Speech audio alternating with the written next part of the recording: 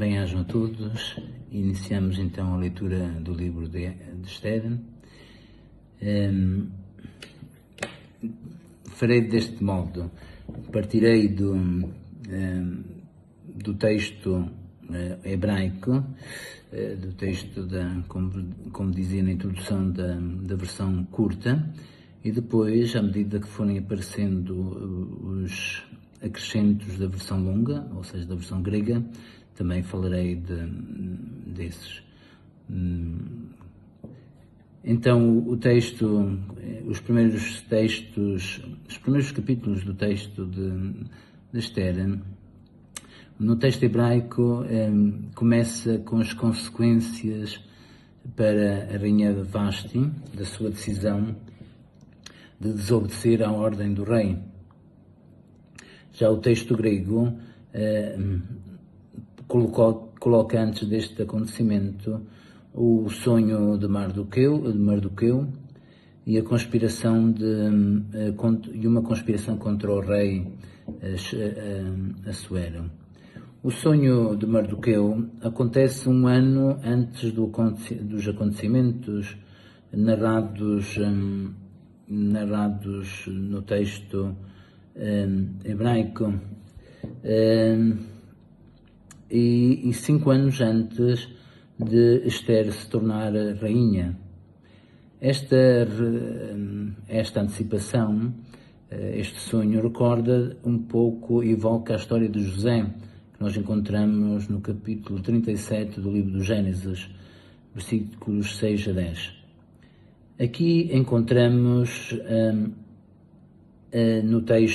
no texto grego, encontramos a primeira das 42 menções de Deus, do texto grego. Nome de Deus que não aparece no texto hebraico. O texto hebraico tem esta particularidade de não ter o nome de Deus. A narração da conspiração contra o rei permite mostrar a lealdade de Mardoqueu, que informa o rei da mesma conspiração. Fala-se então de vários banquetes, o do rei só para homens e o da rainha só para as mulheres. A imagem do banquete será uma imagem que estará bastante presente no livro. Por exemplo, mais adiante vemos também o banquete oferecido por Esther ao rei. Então, no 7º dia do banquete do rei Assuero, o rei, que segundo o texto estava embriagado, decide apresentar a rainha, e à vontade do rei, a rainha diz que não. Esta decisão provoca a ira do rei, que consulta os especialistas nas leis para saber quais as consequências legais de tal rejeição. A partir daquele momento, a rainha não poderá voltar a fazer aquilo ao qual se negou, ou seja, aparecer em público, usar os símbolos de rainha. Depois é detalhado o processo para encontrar uma nova rainha, processo que não parte do rei, ser-lhe sugerido, e eis que surgem 2 pessoas, Mardoqueu e Esther. Esther, que é prima de Mardoqueu, e Mardoqueu, que cuidou dela depois da morte dos pais. É referido também a beleza de Esther, que atrai a atenção do rei.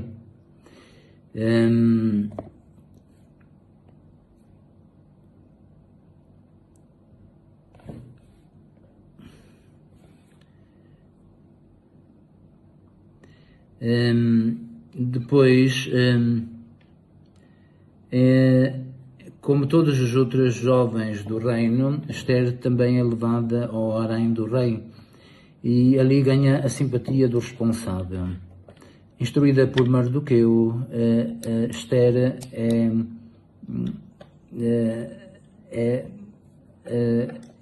Mardoqueu pede a Esther para que não revele as suas origens.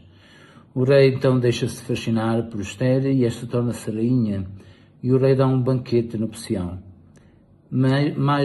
é apresentada mais uma conspiração contra o rei, que é denunciada por Mardoqueu com a intervenção de Esther. Mas o rei esquece de recompensar Mardoqueu pela sua ação. Por sua vez, é recompensado Amã, e Mardoqueu é acusado de não obedecer ao rei.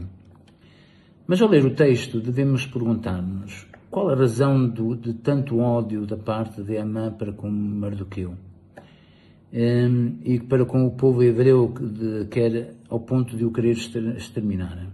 A razão é-nos dada no capítulo 3, versículo 1, quando afirma que Amã é filho de Amedata, o Agagita, ou seja, é um descendente de Agag, rei de Amaleque, derrotado por Saúl. Encontramos em 1º livro de Samuel, capítulo 15. É uma oposição, então, entre os descendentes de Saúl e os descendentes dos Amalecitas. Então, volta e vem ao de cima de novo a rivalidade entre estes dois povos. Ao pedido de extermínio, Amã oferece também uma grande quantidade de dinheiro. Amã, que nem sequer refere o nome do povo que se dispõe a exterminar, e há aqui uma certa leviandade, uma certa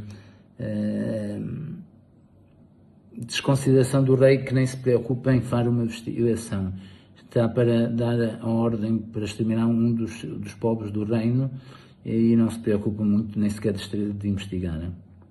Neste momento, a versão grega acrescenta também o texto do decreto do rei. O texto resume algumas das tradicionais acusações contra o povo judaico.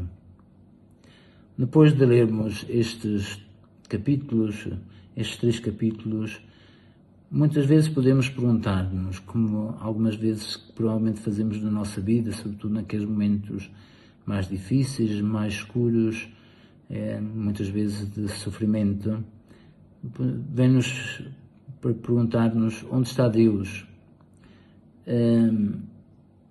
Também onde está Deus quando os outros me fazem mal, apesar de eu considerar que não o mereça.